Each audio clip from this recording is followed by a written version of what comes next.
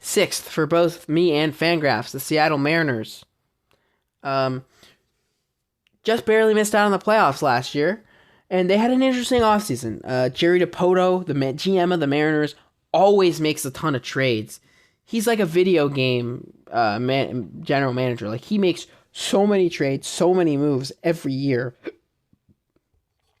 Big additions in free agency. They brought in Ryan Stanek for the bullpen.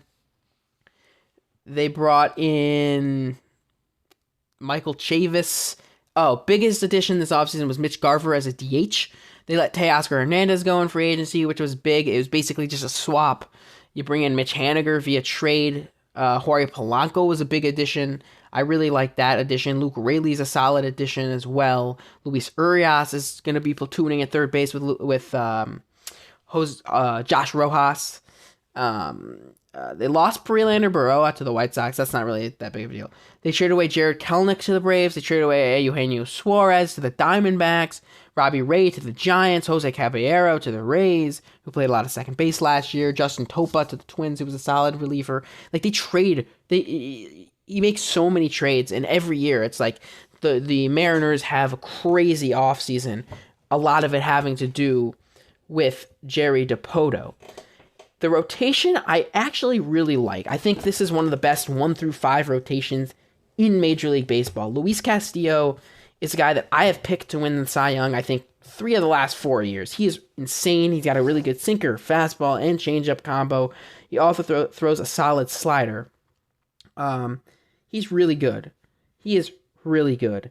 And then you also have George Kirby, who's second there in the rotation. He is potentially going to disappoint some people. I think he's really good and is a Cy Young contender and will finish top 5 in Cy Young. But as in people, I mean me and everybody else. He is just expected to be amazing, and he is amazing. He also has a knuckleball he might add to his pitch mix. I doubt it. Logan Gilbert's also there. He's a solid starting pitcher as well. That's an amazing top 3. Plus you have Bryce Miller, who is really solid in his given time, but he gives up a lot of barrels, and he throws a lot of fastballs. He needs to work on his off speed. And Brian Wu, a young starting pitcher, could surprise some people. I looked at his Baseball Savant page, and I remember being very, oh, this guy has a very good chance of being a beast. The bullpen looks good. Andres Munoz is an amazing closer. Ryan Stanek is a really good setup guy. And then you also have Matt Brash with some elbow inflammation. He'll be back, but he's very good. At catcher, you got Cal Raleigh, who's an amazing power bat at catcher. Good defender there as well. Cal Raleigh is a very, very good catcher there. And then you also have Mitch Garver, who's going to be you have Seby Zavala, who's going to be the backup. Mitch Garver can catch, and he's going to be DHing most of the time. Good add as well to this team. At first base, you have Ty France, who needs to bounce back. He went to Driveline, I'm pretty sure. And players go to Driveline, disappear for the offseason, and just become insane. So maybe Ty France bounces back, goes back to that 2022 version of himself. Second base, Jorge Polanco is a very good switch hitter, solid, consistent for the Twins. He comes over to Seattle he's slotted to bat third apparently with Julio Rodriguez in front of him, Mitch Garver behind him. He's going to see a lot of pitches to hit this year. I think he's going to have one of the better years of his career. At third base, this is where it's like you lose Eugenio because you're trying to cut down on the strikeouts, I guess. You have him and Luis Urias, who was, I'm pretty sure, on the Brewers last year. He was solid for a couple years there. I think if you platoon him with Josh Rojas, I think that's going to be fine. I think combined, they'll equal an average third baseman in the platoon. At shortstop, J.P. Crawford was really good last year offensively. I think he might be... He had an 818 OPS last year. I think he'll be more of a 750 guy. He overperformed a little bit, but he went to Driveline in 2022 offseason. 2023, 818 OPS. Great defender, solid hitter.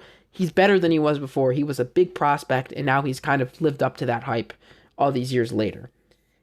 At left field, you got Dominic Canzone, and I guess Luke Raley is going to play some first base as well as corner outfield. From the Rays, I think Dominic Canzone is solid. I think from what I've seen, he's going to be good. He's going to be pretty good. It's just you never know what you're getting from a from a guy you don't know much about. Jonathan Clase could potentially come up, as Julio Rodriguez has a center field job locked down. I think he's going to be in contention for the MVP. It's going to be him, Corey Seager, Juan Soto, Bobby Witt Jr. Those four guys are kind of like my main four guys for the MVP this year. Julio Rodriguez is a big name to win MVP. I think he's going to finally put everything together, carry this Mariners team to a postseason spot once again. And in right field, Mitch Haniger back in Seattle, back where he probably feels more comfortable. I think that's going to be pretty good. Overall, I think this team is a playoff team. I think this team could make it to the playoffs and win the World Series. Like, not fairly easily, but I'm saying they are one of the teams where I'm like, if they make it to the playoffs, they got such an amazing pitching staff, a really solid offense. They are a World Series contender. I have them winning 89 games, losing 73. I'm not sure what their record was last year.